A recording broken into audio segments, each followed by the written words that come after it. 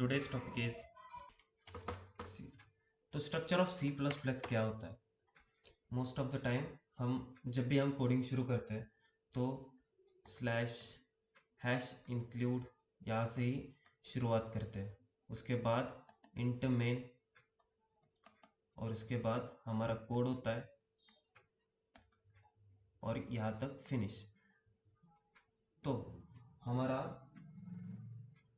At the start हमें header files include करनी होती है। यहाँ पे आ गई हेडर फाइल्स जो कि हैश इंक्लूड से हम इंक्लूड कर सकते हैं। उसके बाद हम क्या करते हैं, इंट मेन ये फंक्शन लिख देते हैं क्योंकि इसके बिना तुम्हारा कोड एग्जीक्यूट नहीं होगा। ठीक है, ये हो गया सी लैंग्वेज का। सी प्लस प्लस में ऐसा नहीं होता। हम पहले तो क्लास इंप्लीमेंट करते हैं। हाँ, बेसिकली तुम्हें सी प्लस प्लस में डायरेक्टली विदाउट एनी क्लास तुम्हें कोड करना है तो तुम ऐसे भी कर सकते हो, but in C plus plus with OOPs concept वो कैसे होता है बताता हूँ।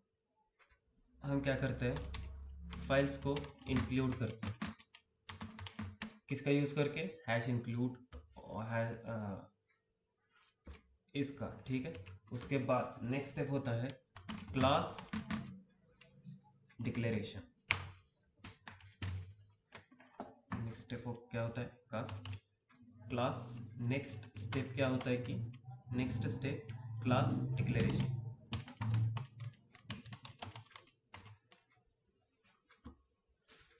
और नेक्स्ट स्टेप क्लास फंक्शन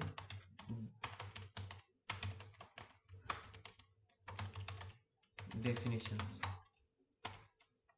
और उसके बाद जो लास्ट का है वो होता है मेन फंक्शन प्रोग्राम। ठीक है, फर्स्ट ऑफ ऑल हमें वो इंक्लूड करना है जो कि हम जो कोड टाइप करने वाले हैं उसके लिए जो इंपॉर्टेंट फाइल्स होती है, हेडर फाइल्स, वो हमें पहले हैश इंक्लूड का यूज करके वो पहले इंक्लूड करनी होती है। उसके बाद क्या आता है? Class declaration. मतलब कि हमें पहले तो क्लास डिक्लेयर करना पड़ेगा, उसके बाद हम क्लास फंक्शंस या फिर उसके प्रॉपर्टीज क्रिएट कर सकते हैं, जैसे कि इंट हो गया a, b या फिर c। और क्लास के जो फंक्शंस होते हैं नॉर्मली इंट ऐड। एक बेसिक एग्जांपल मैंने लिया है और कुछ नहीं। ठीक है, ये हो गए क्लास फंक्शन डेफिनेशंस जिसमें ये प्रॉपर्टीज होता है और ये होते हैं क्लास के फंक्शंस। ठीक है, ये क्लास के फंक्शंस होते हैं क्योंकि हमने ये क्लास के अंदर डिफाइन किए गए हैं।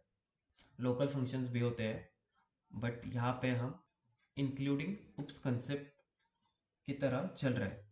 तो हमने ये class definitions, class declaration, class function definitions डाल दिए विद प्रॉपर्टीज, बट उसको एक्चुअल एग्जीक्यूशन देने का काम, मतलब कि स्टेप बाय स्टेप उसका एग्जीक्यूशन करने का काम मेन फंक्शन का होता है।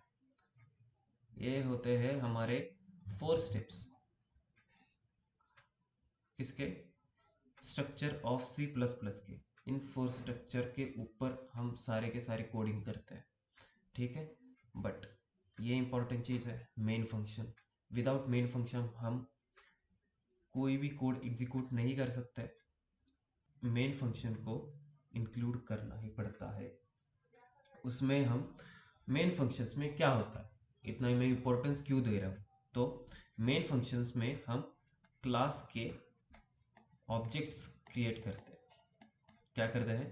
क्लास के ऑब्जेक्ट्स, और ऑब्जेक्ट्स को हम वैल्यूज देते हैं क्योंकि जो हमने क्लास बनाया है उसमें जो ये प्रॉपर्टीज होती है इसको हम क्या करते हैं? वैल्यूज देते हैं। और sequential execution with the help of objects हम करते हैं।